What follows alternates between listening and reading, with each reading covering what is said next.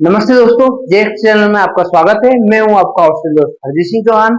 English सीखने और English पढ़ने समझने की इसी कड़ी में हम आगे बढ़ रहे हैं। जो बिगिनर्स, जो बच्चों के लिए, जो बच्चों को होमवर्क करवाते हैं, उनके पेरेंट्स, जो मदर्स हो गए, तो उनको एक बेसिक से इंग्लिश सिखाने का मेरा प्रयास है। तो उसी प्रयास में आगे बढ़ते हुए हम जो वोवेल के साउंड पढ़ रहे थे, वोवेल ए के मैंने काफी साउंड आपको बता दिए। अब हम पढ़ेंगे शॉर्ट वोवेल की एक सीरीज चलेगी, जिसमें मैंने वोवेल ए को ले लिया है। वोवेल ए के जो शॉर्ट साउंड होते हैं उसको हम समझेंगे, ताकि धीरे धीरे हम इंग्लिश सीखने की कड़ी में हम आगे बढ़ते रहे। तो आइए शुरू करते हैं हम।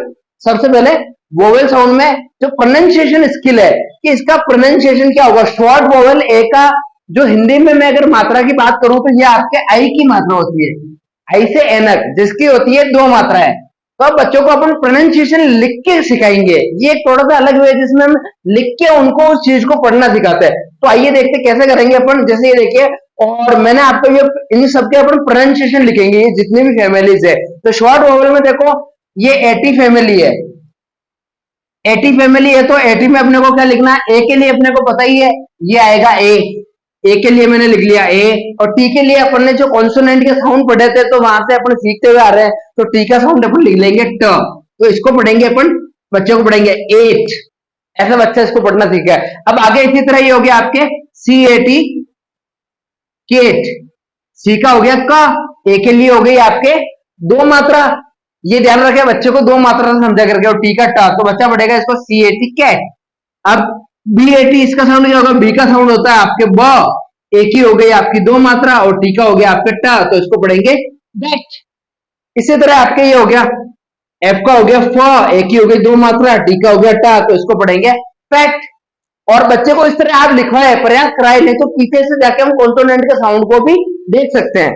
इसी तरह मैं आगे लिख लेता हूं आपके लिए। एस का साउंड होता है सा, ए की दो मात्रा, टी का टा, सेट। इसी तरह आपके हो गया एच का ह, ए की दो मात्रा, टी का टा, hat. M A T mat. जहां कुछ चेंज आएगा मैं बता दूंगा। अब यहां पे देखिए दोस्तों, टी एच। टी एच आपके एक डाइग्राफ लेटर है। डाइग्राफ लेटर मीन्स दो लेटर मिलके एक साउंड बना रहे हैं, टी और एच। केवल टी का साउंड होता है टा, और टी के साथ जब एच आ जाता है तो टी का साउंड हो जाता है द। तो यहाँ पे हो जाएगा टी एच का साउंड द। ए के लिए दो मात्रा और टी का टा, तो ये हो जाएगा दैट। इसी तरह आपके सी एच भी एक डाइग्राफ लेटर है, तो सी एच का साउंड होता है च, और चे पे दो मात्रा लगी और ये हो गया चैट। और इसी तरह ये हो गया टेट।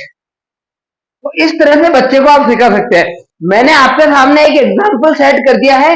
बाकी सब में मैं एक एक दो दो एग्जाम्पल आपके लिए लिख लेता हूं, और बाकी आप बच्चों को ऐसे प्रैक्टिस कराए। इसमें किसी भी तरह की कोई दिक्कत आए तो आप मुझे कमेंट में, कमेंट बॉक्स में जाके कमेंट कर सकते हैं कि सर इसका साउंड क्या होगा, ये हमें आया नहीं है, ये हमने प्रयास किया था। तो ये इतने सारे प्रैक्टिस के हैं, और इसके बाद में हम इसकी एक्सरसाइज लेंगे कि बच्चा और कैसे सीखे इससे अच्छी तरीके से। फिलहाल मैंने आपके लिए सब फैमिली के अंदर 10-10 एग्जाम्पल लिए हैं, क्योंकि हम सारे एग्जाम्पल को यहाँ नहीं कर सकते हैं। मैंने कुछ आपके लिए भी छोड़े, तो मैं एक ही जगह आपके लिए करके बता देता हूँ। जैसे एन फैमिली है तो इसको लिखेंगे एन। इसको लिख लेंगे अपन बैन। और अब एपी फैमिली में आ जाते हैं तो इसको लिख लेंगे अपन एप। सॉरी, दो पी हो या एक पी हो तो भी अपन पे लिखते हैं, सी ए पी हो जाएगा आपके कैप। इसी तरह बी का साउंड हो जाएगा ब, और ए की दो मात्रा। और एफ एच ये एक डाइग्राफ लेटर है, तो इसको अपन पढ़ेंगे श। बहुत बार बच्चा जब शुरू में सीख रहा होता है तो वो एस को केवल से लिखता है ऐसे, और बी की दो मात्रा, एस का वो से लिखेगा और एच का है लिखेगा, वैसा है।